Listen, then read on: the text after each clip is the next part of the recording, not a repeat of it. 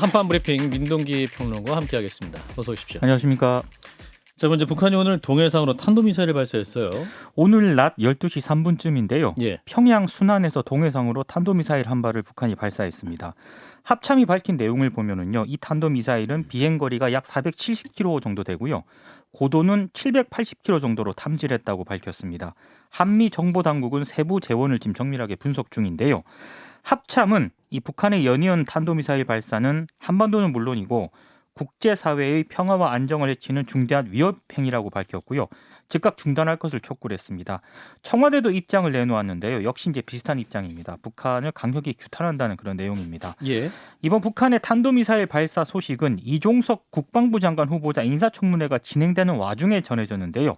이종석 후보자는 이번 미사일 기종과 관련해서 ICBM일 수도 있는데 그보다 사거리가 좀 짧은 것일 수도 있다. 이런 입장을 밝혔습니다. 북한이 그럼 왜 이렇게 미사일을 또 발사를 했느냐?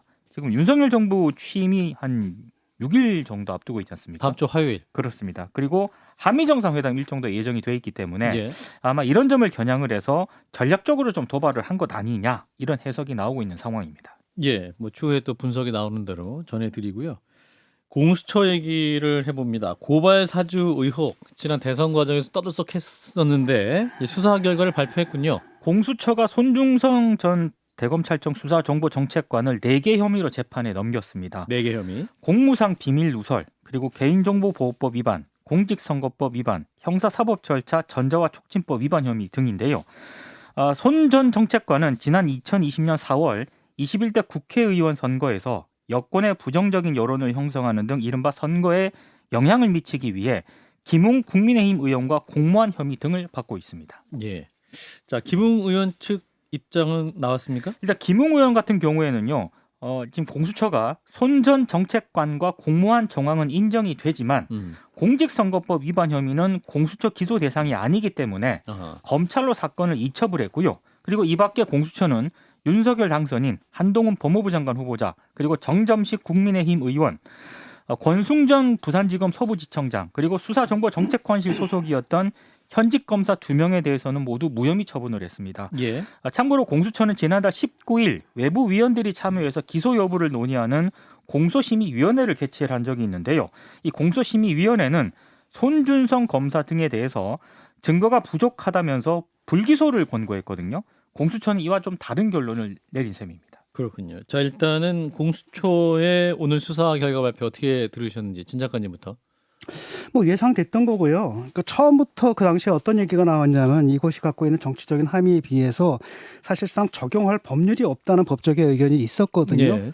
그러니까 공소심의위에서도 그렇기 때문에 이제 불기소를 권고한 거고, 그런데 이걸 권고를 받아들이게 되면 이제 공수처가 욕을 먹어요. 너희들 도대체 8개월 동안 뭐 했냐라고 하니까 이제 억지 기소를 좀 한 거거든요. 그래서 아마도 기소 유지하기가 힘들 겁니다. 뭐 핵심적인 혐의라는 게 사실 직권남용으로 가야 되거든요. 이게 쭉 연결이 되려면은. 근데 그게 좀 빠져버리고 그러니까 개인의 일탈로 돼버리고, 그렇기 때문에 공소 유지가 힘들 것은 또 뭐냐면 고소장을 작성한 주체가 누군지도 지금 밝혀내지 못한 상태거든요. 예. 그래서 이건 뭐 법원에 가면은 이제 유죄 받기는 힘들 것 같습니다. 그리고 그 다음에 이제 그 김웅 의원 같은 경우에는 이제 검찰로 이첩을 하지 않았습니까? 그렇죠. 그러니까 거기서 너희들이 알아서 하라라고 이제 맡겨버린 거죠. 근데 뭐 손준성 같은 경우에도 뭐 불기소 의견이 나왔다라고 한다면 뭐 김웅 의원이야 결국은 이제 무혐의를 받지 않을까 이렇게 싶어요. 그러니까 태선 명동의 서일필이 된 꼴이죠. 김 소장님.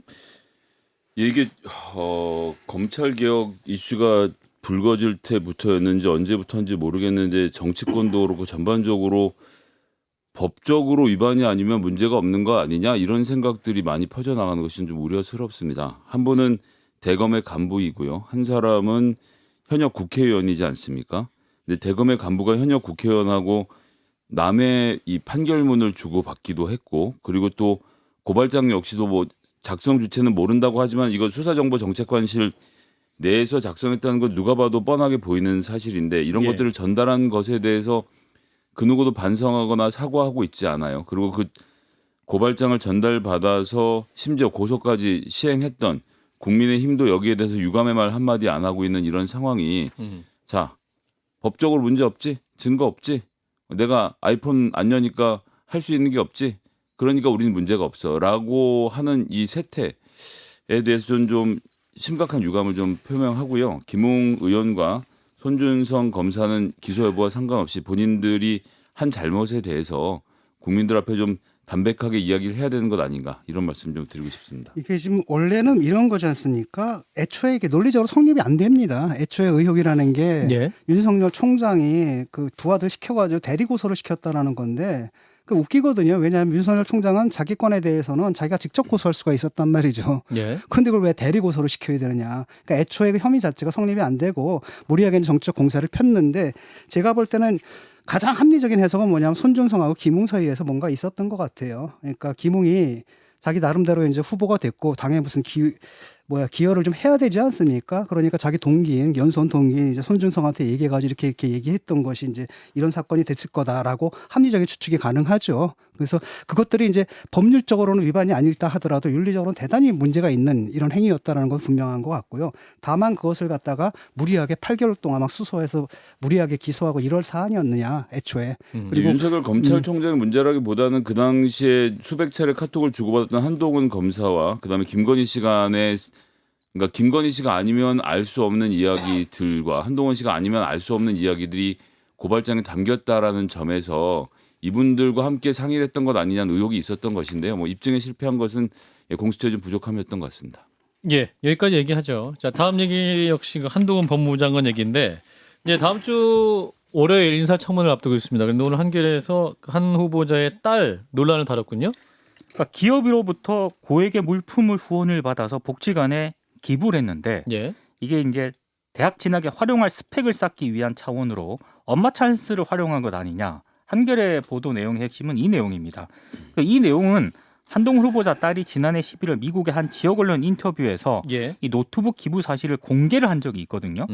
뭐 이 내용만 따지고 보면은 굉장히 보람 있는 일이다. 그리고 뭐 평가를 받을 만한 그런 대목인데 예. 한겨레가 직접 취재를 해보니까 실제 노트북 기증 과정에서 한동훈 후보자 배우자 지인인 기업의 법무 담당 인원이 연결고리 구실을 했다는 겁니다. 그리고 한동훈 후보자와 배우자를 비롯해서 이 법무 담당 임원 고모 씨는 모두 서울대법대 동문인 것으로 일단 확인이 됐고요. 예. 현재 한동훈 후보자 딸은 국내 유명 국제학교에 다니고 있는데 국외 대학 진학을 준비하는 것으로 알려졌고요. 예. 국외 대학 입시에서는 봉사를 포함해서 이 수험생의 사회적 활동을 굉장히 중요하게 판단을 하고 있는데 예. 결국에는 한 후보자의 딸이 스펙을 쌓으려고 했고 여기에 어머니 인맥이 동원된 게 아니냐. 이제 한겨레가 이렇게 의혹을 제기하고 있는데요. 이른바 그 지인으로 알려진 고모 씨가 한겨레 기자와 통화를 했거든요. 한동훈 후보자 딸은 아주 어렸을 때부터 알았고 그리고 당시 보육원 온라인 수업이 어렵다는 이야기를 듣고 컴퓨터 교체 시기에 폐기 예정이었던 걸 회사 명의로 기증을 한 것이다. 한동훈 후보자와는 무관하다. 이렇게 해명을 하고 있습니다. 예. 그러니까 어머니 인맥에 동원된 거 아니냐는 의심인 거지 뭐 확인된 건 아닌 거죠? 그렇습니다. 의혹을 제기하고 있는 거죠. 예. 자, 한동훈 후보자는 이 한겨레 보도에 대해서 법적 대응을 시사한 상태인 거죠. 그렇습니다. 한동훈 후보자는 한겨레 보도에 대해서 무리한 프레임 씌우기라고 일단 반박을 했고요. 예. 기부금 영수증도 후보자의 그 딸이 아니라 예. 해당 기업 명의로 발급이 됐고 후보자의 딸 이름으로 기증이 이루어진 것도 아니다라고 지적을 했습니다. 그리고 미성년 자녀의 정상적인 봉사활동을 무리한 프레임 씌우기로 폄훼하는 것이 유감스럽다고 밝혔는데요. 예. 한겨레에 대해서는 법적 대응을 예고한 상태고 한겨레 입장도 오늘 뭐 미디어를 통해서 나왔는데 예. 사실관계에 대한 부분은 전혀 뭐 틀린 것이 없다 이런 입장을 밝히고 있습니다. 예. 자, 이제 다음 주 월요일 9일에 이제 관련 얘기가 논의될 것 같군요. 청문회 일정이 나왔습니다. 증인 네. 채택도 된 거죠, 지금? 9일로 일단 일정이 일단 정해졌고요. 예.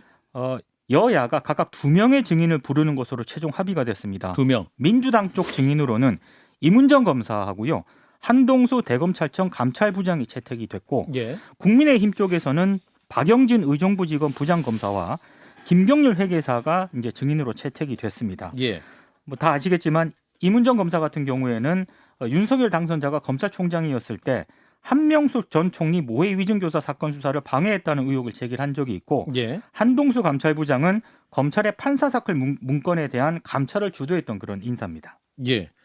자, 일단은 첫 번째 논란 한동훈 후보자 딸의 엄마 찬스 논란인데요. 자, 어떻게 보셨는지 진 작가님. 한겨레 오보라고 봐요. 한겨레가 그 뭐냐면 소제목을 뭐라고 달라냐면 딸 명의로 기증했다라고 소제목을 달았거든요. 근데 그걸 이제 삭제를 해버렸습니다. 근데 그렇게 해야지 이제 이야기가 성립하는데 그 사실 자체가 좀 없어진 거고요.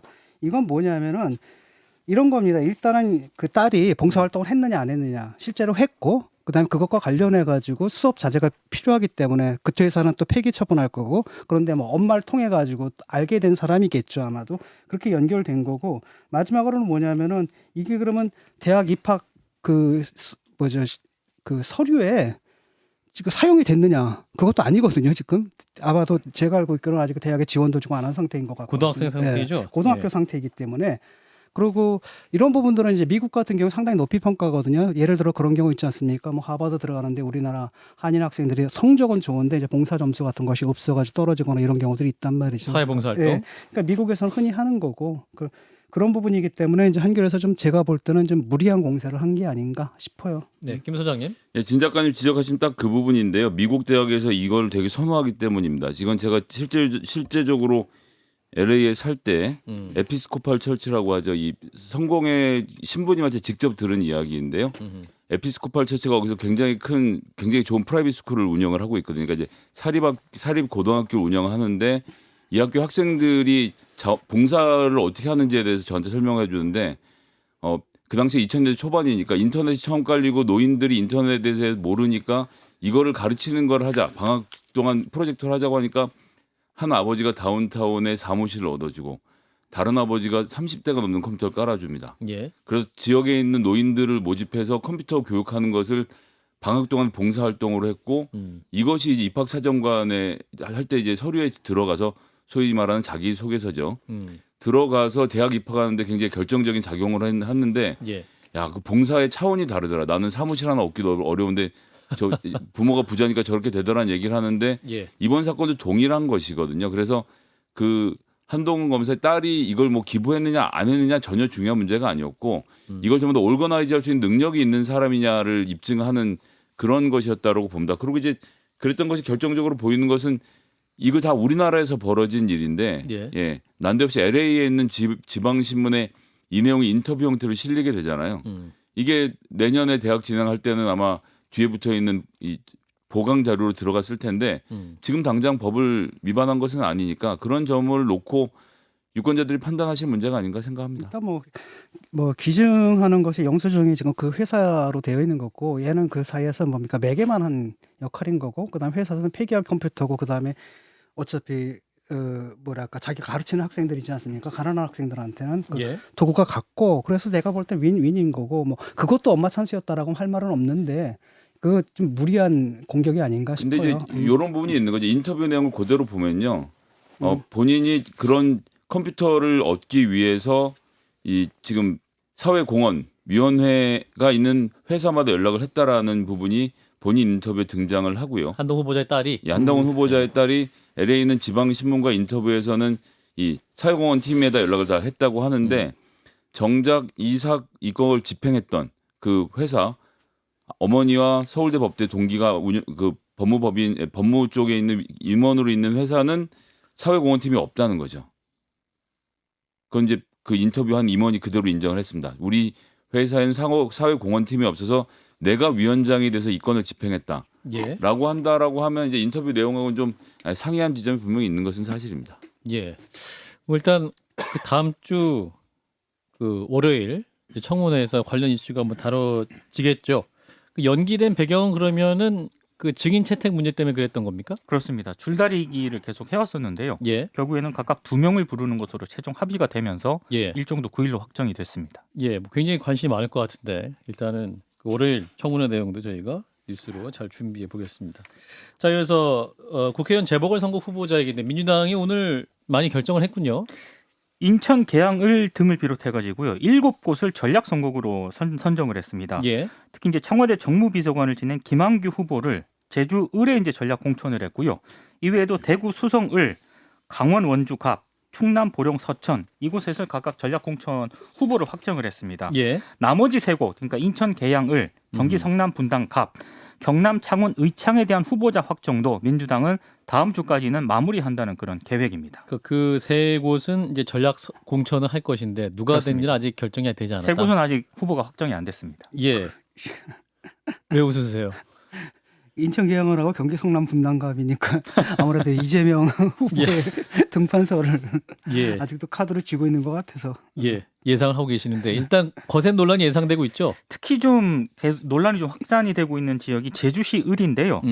원래 그 오영훈 제주시사 후보가 국회의원직을 사퇴를 하면서 공석이 된 지역구지 않습니까? 예. 근데 이제 김항규 전 비서관이 이제 후보로 확정이 이제 전략 공천이 됐는데 나머지 6명, 한 6명 정도가 출마 선언을 했거나 출마가 거론되어 왔었거든요. 이 후보들 가운데 일부들이 일단 반발을 하고 있습니다. 특히 지금 경선을 요구해 왔던 대표적인 그 후보 가운데 한 명이 김희현 제주도 의원인데 예. SNS에 전략 공천에 전략이 있느냐 이렇게 지금 문제 제기를 한 그런 상태고요. 음흠. 그리고 현근택 변호사도 역시 특정인을 낙점하는 건 좋은 방법이 아니다 이런 입장을 내놓았습니다. 만약에 이 경쟁 후보들 가운데 전략 공천에 반발을 해서 무소속 출마를 강행할 경우에 조금 논란이 확산될 가능성도 있는 그런 상황입니다. 해당 지역구에 그 김한규 전 정무비서관이 결정이 됐다고 보도된 거 아닙니까? 그렇습니다. 예. 그러면은 이 해당 후보들이 뭐랄까 승복을 안 하게 되면 또 복잡해진다. 복잡해질 가능성이 있는 거죠. 예. 자, 한편 그 이재명 고문 등판론에 또 이목이 쏠리고 있는데 아까 진 작가님도 살짝 웃으셨는데 그래서 웃으신 것 같은데 등판하신다는 소리도 강화되고 있는 겁니까? 박홍근 더불어민주당 원내대표가 오늘 김현정의 뉴스쇼와 인터뷰를 가졌거든요. 예. 인천시장 선거 같은 경우는 거의 초박빙이지만 우리가 열세로 나오기 때문에 현지에서의 출마 요구가 갈수록 좀 높아지고 있다. 이 현지에서의 출마 요구라고 하는 게 인천 계양에서 인천 계양 을에 대한 이재명 상임 고문의 출마설이 좀 높아지고 있다. 그런 것을 감안한 판단들이 있지 않을까. 뭐 이런 얘기를 했습니다. 그러니까 전반적으로 맥락을 좀 살펴보면은요. 이재명 상임 고문의 보궐선거 출마에 조금 무게를 실은 그런 발언으로 언론들이 해석을 하고 있는데요. 예. 근데 반대 목소리도 지금 나오고 있습니다. 최재성 전 청와대 정무수석 같은 경우에는 대선에서 패배한 대선 후보라도 보궐선거에 출마하지 말라는 법은 없지만 대선 패배 이후에 다시 날개짓을 하려면 시간과 각오가 필요하듯 당사자에게도 패배한 사람으로서의 언어와 시간과 태도가 필요하다. 이런 얘기를 했거든요. 예. 그러니까 아직까지 이 고문의 등판은 좀 이르다 이런 뜻으로 해석이 되고 있습니다. 예. 그 최재성 전 수석의 말이고 그렇습니다. 그 이재명 상임 고문의 입장은 여전히 나오고 있지 않은 거죠? 여전히 지금 가타부타 얘기는 없는 상황입니다. 왜 말씀 안 하실까요? 사실 이낙연 전 대표 같은 경우는 바로 입장 밝히고 네. 이제 나가지 않겠다라고 했는데 뭔가 고민을 하고 있다는 시그널인 거죠? 저도 이제 약간 좀 알아보니까요. 알아보셨군요. 조금 고민을 하고 있다라는 얘기는 좀 주변을 통해서 나오고 있는 것 같습니다. 이재명 상임 고문이. 네. 예. 자, 국민의힘 상황 어떻습니까? 국민의힘도 지금 국회의원 보궐선거 후보자 공천 신청을 받았다고 밝혔는데요. 예. 일단 대구 수성을 같은 경우에는 홍준표 전 의원이 출마를 하면서 공석이 되지 않았습니까? 예. 근데 김재원 전 최고위원하고 유영하 변호사를 비롯해서 모두 7명이 지금 신청을 했습니다. 그럼 김재원 전 최고위원과 유영하 변호사는 다시 리턴 매치군요. 리턴 매치를 하게 됐고요. 예. 이 지역이 굉장히 지금 경쟁률이 뜨거운 것 같고요. 음흠. 그리고 경기 성남 분당 갑에는 박민식 전 의원을 비롯해서 굿바이 이재명을 쓴 장영하 변호사 그리고 정동희 전 서울시장 보궐선거 후보 등 3명이 신청을 했습니다. 안철수 인수위원장은 공천 신청은 하지 않았는데 추후 당 지도부와 공천관리위원회가 만약에 전략 공천을 결정을 하면 출마가 가능한데 예. 안철수 위원장은 6일 인수위 해당식 이후에 거취를 밝힐 예정입니다. 그리고 강원 원주갑에는 박정하 전 청와대 대변인이 또 단수 신청을 했습니다. 아, 지금 안철수 인수위원장 지금 공천 신청 기간은 지난 겁니까 그러면? 일단은 지났습니다. 아, 그러면 본인은 전략 공천 아니면 할 의사가 없다는 거군요. 전략 공천을 하면은 뭐 가지 않겠느냐라는 게 또 일부 언론의 해석이기도 한데 예. 6일에 입장을 밝힌다고 하니까요. 예. 하루 이틀만 좀 기다려 보시면 될 것 같습니다. 예, 민동기 평론가 당황하고 있는데 진 작가님이 해석해 주세요. 자, 일단 안철수 위원장과 이재명 상임 고문의 생각은 무엇일지. 먼저 이재명 상임 고문. 글쎄요. 남의 생각을 어떻게 알아요? 아마 아직까지 입장이 없는 걸 봐가지고는 자기도 이제 망설이는 게 아닌가 싶거든요. 예. 왜냐 한편으로는 이제 정치적 공백기가 좀 길지 않습니까? 다음 총선까지 2년이고. 근데 제가 볼 때는 아마도 당 대표에 나가지 않으실까. 8월 당 대표 선거. 근데 이제 뭐 당대표가 된다 하더라도 아무래도 원내에 있는 게 참 좋고 뭐 이러다 보니까 또 주변에서 권유도 하겠죠. 왜냐하면 나가셔야 됩니다. 당을 위해서. 지금 지방선거마저 패배하면 안 됩니다. 예. 선거를 끌어줄 누군가가 필요합니다. 나가셔야 합니다라고 하니까 또 그런 권유에 흔들리는 측면도 있겠고 하지만 다른 한편으로는 대선 패배했잖아요. 패배했으면 자성과 반성에 좀 시간이 필요한 것 같고 자기 점검의 시간이 필요하고 두 번째로는 대선 주자인데 갑자기 급을 낮춰가지고 국회의원 나간다. 이건 좀 아니잖아요. 그리고 마지막으로는 저는 그 시간이 좀 필요하거든요, 이변이. 예. 왜냐하면 아직 수사받을 것도 있어요. 그다음에 여러 가지 의혹을 해명해야 될 게 있고 또 자기 이미지를 좀 바꿀 필요가 있거든요. 예. 특히 이제 가족 문제라든지 이런 것 좀 푸는 모습들을 좀 보여줘서 그 강성 이미지를 뭔가 좀 이렇게 완화시킬 필요가 있거든요. 그런 시간을 갖춘 다음에 나오는 게 낫지 않는가라는 게 제 생각입니다. 5년 후 전략까지 말씀해 주셨습니다. 자, 김성희 소장님. 예, 지금 진 작가님 말씀처럼 하시는 분들과 반대편에 있는 분들이 이재명 상임고문 그렇죠. 주변에서 경론을 벌이고 있는 상황이겠죠. 예. 그래서 이제 결정을 안 하고 지금 보고 있는 것이고요. 예. 그런데 이제 이재명 상임고문이 어쨌거나 지난번 대선에 0.73%로 져서 그 많은 국민들이 아유 아깝다 이런 생각을 하고 있거든요. 예. 근데 그 마음의 빚을 이번에 털 것인가에 대한 고민이 있어야 돼요. 이번에 털면 다음번에는 빚이 없는 상태로 유권자들이 이재명 고문을 바라볼 것이거든요. 아하. 그래서 이번 지방선거에 본인이 갖고 있는 자산을 털어놓는 것이 맞는지에 대한 고민을 하는 부분에 대해서 이재명 지사가 여러 가지로 고민을 하고 있는 상황으로 보이고 결단하는 대로 어느 쪽이든 결단하는 대로 당 지도부와는 잘 협의가 되지 않겠나 이렇게 생각을 하고요. 예. 안철수 후보 같은 경우가 전 훨씬 신기합니다. 신기하세요? 예. 그러니까 왜냐하면 박민식 의원이요. 이분이 지금 부산 지역인데. 뭐 그런 게 중요한 게 아니라 이분 분당 살았던 분인데 더 중요한 20년. 거는 인수위 특별 보좌역입니다. 특보. 그리고 이 과는 다르지만 서울대 특수부 검사 검사 출신이고요. 출신. 당선자의 뜻을 반만큼이라도 거슬러서 출마할 수 있는 상황이 아니에요. 그런데 왜 갑자기 안철수 대표에게 장지원 비서실장이 출마 권유한 이야기가 나오느냐. 전 이 관계 굉장히 이상하다고 생각합니다. 장지원 비서실장이 당선자의 뜻을 제대로 전달하고 있는지도 확인을 해봐야 될 것이고 더 중요하게는 당선자는 어쨌거나 지금 대통령 코앞에 있는 분인데 그렇죠. 지방선거의 공천까지 구체적으로 개입한다? 그것은 이건 장지원 비서실장의 독단적인 행동이었을 것이다라고 보기 때문에 예, 박민식 의원이 그렇게 쉽게 떨궈져 나갈 수 있는 그런 상황은 아니다라고 제 추리를 해보겠습니다. 인수위 안에 그러면은 그 안철수 위원장을 미는 세력이 있고 장지원 실장 같은 그리고 또 박민식 전 의원을 미는 세력이 두 가지 세력이 있는데 지금 싸움을 하고 있군요. 제 눈에는 그렇게 보입니다. 진 작가님 맞습니까? 저는 잘 모르겠어요.